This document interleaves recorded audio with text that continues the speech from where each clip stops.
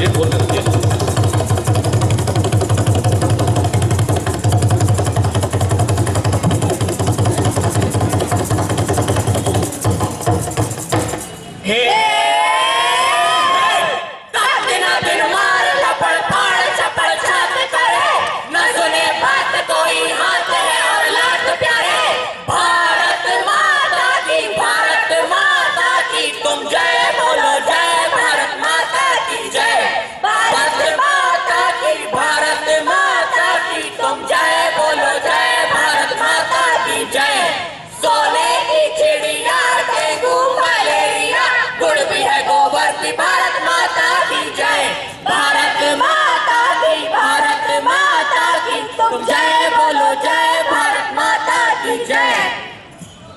स्वागत है आप सभी का उस भारत माता के देश में जहां भारत का अन्नदाता किसान कर्ज के बोझ तले दबकर आत्महत्या कर लेता है। स्वागत है आप सभी का उस भारत माता के देश में जहां पर एक आदमी लाखों करोड़ों को चारा चबा जाता है।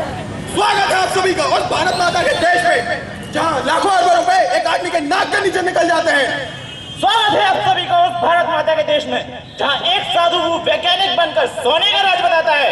स्वागत है आप सभी का उस भारत माता के देश में जहां पे जाति और धर्म के नाम पे भेदभाव किए जाते हैं।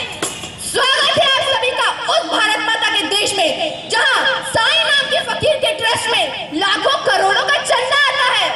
स्वागत है आप सभी का उस भारत माता के देश में जहां अफजल के रहन सहन पे करोड़ों मिटाए जा रहे हैं। स्वागत है आप सभी का उस भारत माता के देश में जहां 5 बेटों के सर काट दिए जाते हैं और कोई कुछ नहीं करता। स्वागत है आप सभी का उस भारत माता के देश में जहां पर हर 20 मिनट में एक बलात्कार हो रहा है। अरे बंद करो ये नाटक नौटंकी, वही घोटाले, वही भ्रष्टाचार, वही नारी पर अत्याचार। ये ऐसे सुनने वाले लोग नहीं हैं। अगर ये ऐसे सुनने वाले होते तो ना जाने हिंदुस्तान में कब का परिवर्तन आ गया होता। और ये कोई उम्र है हमारी इन गंभीर विषयों पर बात करने की? उम्र तो हमारी है नाचने गाने की, बच जाने की। अरे तो बोलो जगीरा। अरे विश्व बैंक के द्वार पे खड़ा था एक इंसान, पूछा उसका नाम तो बोलो, मैं हूँ हिंदुस्तान तो बोलो। कटोरा लिया खड़ा था। नई शिक्षा नीति का नया बना कानून और मंत्री जी का बेटा पढ़ने जाए देहरादून, बोलो जगीरा। और बाकी भैंस चरावे।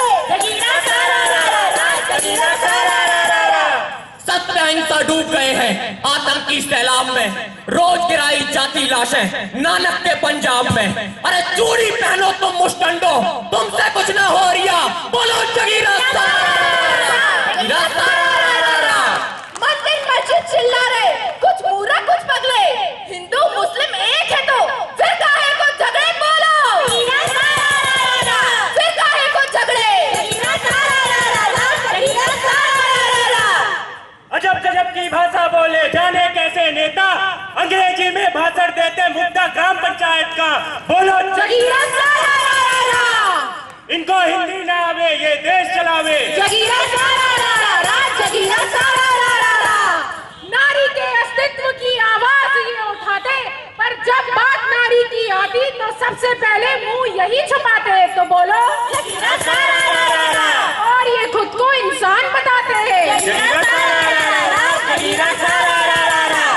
पेप्सी कोला कोका कोला तरह तरह का कोला, पीने का पानी गायब था जब भी नल का खोला, बोलो भैया जब भी नल का खोला। जगीरा शारा रा रा रा, जगीरा शारा रा रा रा। ये भारत की समस्या है, ये साइकोलॉजिकल समस्या है। हाँ, साइकोलॉजिकल समस्या है। हम 200 से भी अधिक सालों तक अंग्रेजों से अपने अधिकार के लिए लड़ते रहे, वो हमें मिला। फिर हम भारत पाकिस्तान के अधिकार के लिए लड़ते रहे, वो भी हमें मिला। हम धर्म के अधिकार के लिए लड़ते रहे, वो भी हमें मिला। हम जातियों के अधिकार के लिए लड़ते रहे, वो भी मिला। मतदान का अधिकार, भोजन का अधिकार, सूचना का अधिकार, इन अधिकारों की लड़ाई लड़ते लड़ते हम अपने कर्तव्य से विमुख हो गए। आज हम सब ये तो जानते हैं कि मतदान करना हमारा अधिकार है, लेकिन मतदान करने जाना हमारा कर्तव्य है, ये किस पाठशाला में पढ़ाया जाएगा? अरे अमिताभ बच्चन की सत्याग्रह देखने जितने लोग गए थे, उतने अगर इस असल आंदोलन में, असल सत्याग्रह में शामिल हो जाते तो ना जाने हिंदुस्तान में कब का परिवर्तन आ जाता। उस सत्याग्रह फिल्म ने 250 करोड़ रुपए का व्यापार किया और हमारे देश के चंद ईमानदार नेताओं को एक चुनाव लड़ने के लिए 20 करोड़ रुपए जुटाने के लिए लाले पड़ गए। मोबाइल चाहिए? हाँ बेटा ले देंगे। पापा मुझे भी मोबाइल चाहिए। तुझे मोबाइल क्यों चाहिए? पापा मुझे बाइक चाहिए। हाँ बेटा ले देंगे। पापा मुझे भी स्कूटी चाहिए। तुझे स्कूटी क्यों चाहिए? पापा मुझे पढ़ने दिल्ली जाना है। हाँ बेटा चले जाना। पापा मुझे ही पढ़ने दिल्ली जाना है। तुझे बाहर क्यों जाना है? बहू मुझे पौधा चाहिए।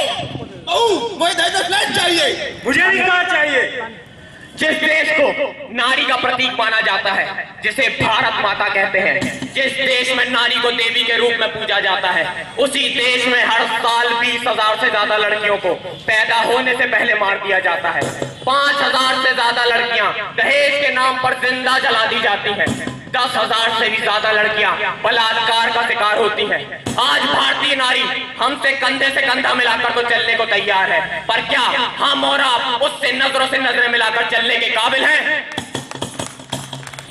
नारी के अस्तित्व की खो चुकी पहचान और हमें कितने देने होंगे बलिदान।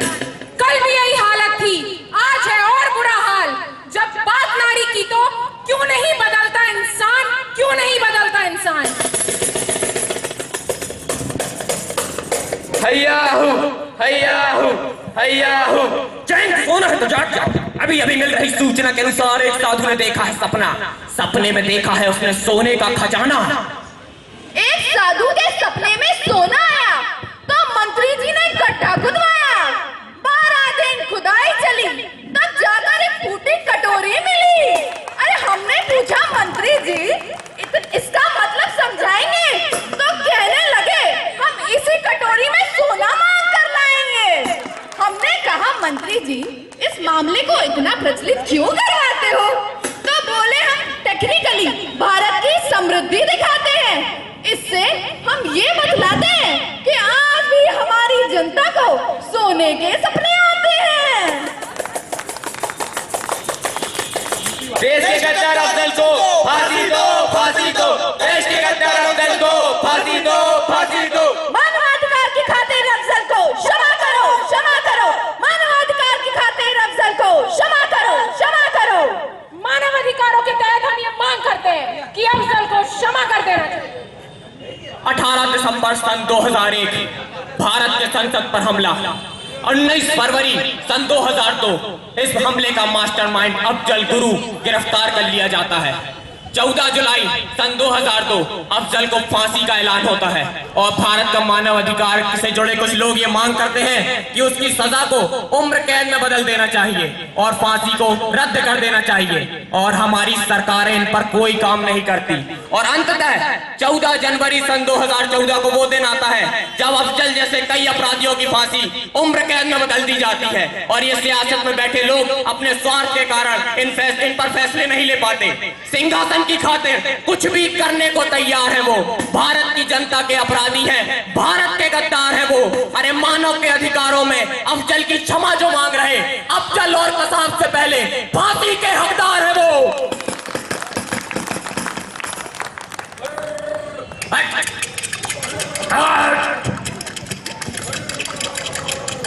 किसान, तुमने जो मुझसे कर लिया था तुम उसे चुका नहीं पाए।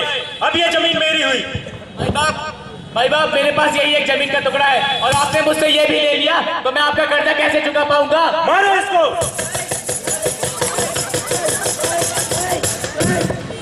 सोने की चिड़िया कहलाता मेरा मुल्क, जहां जान की कीमत है 1 रुपए और जान ही है निःशुल्क। अरे क्यों भारत भाग्य विधाता कहलाता जब एक किसान का बेटा कूड़े में से रोटी उठाकर खाता?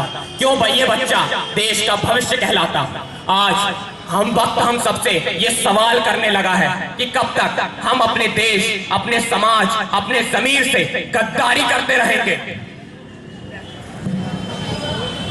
वो कहते हैं हम क्रिकेट नहीं खेलेंगे, हम इसकी घोर निंदा करते हैं, हम इसकी आलोचना करते हैं, हम इसकी कड़ी निंदा करते हैं। आज भारत के आज भारत के सैनिकों का सरहद पर बड़ी बेरहमी से सर काट दिया गया। ये मरे नहीं हैं, ये मुल्क के इतिहास में जिंदा दफनाए जाएंगे। इनकी कब्रों पर ये सियासत के दलाल फूल चढ़ाने आएंगे। जब आएंगे इनकी मजारों पर तो कह देना इनसे, ये शेरों की मजार है, इन पर कुत्ते नहीं आएंगे।